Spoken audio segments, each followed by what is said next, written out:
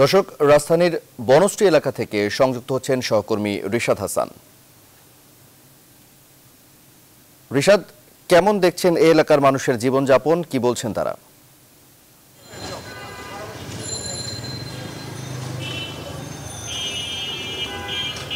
রাশেদ, আপনাকে অসংখ্য ধন্যবাদ। রাশেদ, আপনি জানেন যে আসলে এই বনশ্রী এলাকা যেটি, সেই বনশ্রী এলাকাটিকে কেন্দ্র করে কিন্তু আসলে এটি মূলত নির্মাণ করা হয়েছে ইস্টার্ন হাউজিং লিমিটেড, তাদের তত্ত্বাবধানে এই পুরো এলাকাটি নির্মাণ হয়েছে।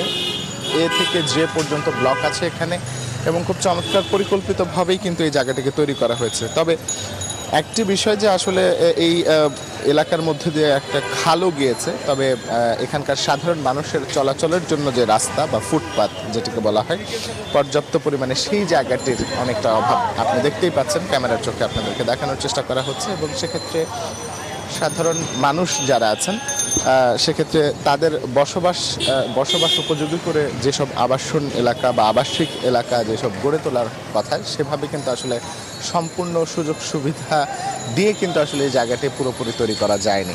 আরেকটি বিষয় যে এখানকার যে ছোট ছোট এলাকাগুলো রয়েছে, এবং এই পুরো এলাকাটিকে কিন্তু একেবারে আবাসিক বলা যাবে না, কারণ প্রতিটি বাড়ির নিচেই দোকান রয়েছে, এবং একই সাথে সুপার মল থেকে শুরু করে শপিং মল, এই জিনিসগুলো কিন্তু আসলে খুব গুরুত্বপূর্ণ ভূমিকা রাখছে। অর্থাৎ আপনি বুঝতে পারছেন যে একেবারে পরিপূর্ণভাবে এটিকে সম্পূর্ণ আবাসিক এলাকা হিসেবে বলা যাবে না, কারণ হচ্ছে সুপার মল, শপিং মল, বাজার থেকে শুরু করে সব কিছুই, ব্যাংক এবং বিভিন্ন কাপড়ের দোকান থেকে শুরু করে নানা ধরনের দোকানপাট কিন্তু রয়েছে।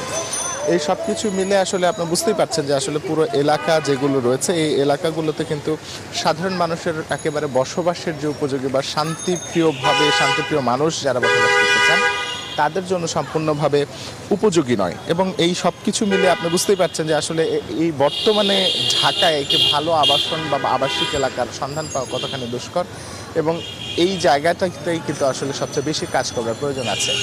রাশেদ, এই ছিল আমার কাছে বনশ্রী থেকে সর্বশেষ। রিশাদ, আপনাকে ধন্যবাদ। দর্শক, সহকর্মী রিশাদ হাসান বনশ্রী থেকে সংযুক্ত হয়েছিলেন, জানাচ্ছিলেন সেখানকার মানুষের জীবনযাপনের নানা দিক।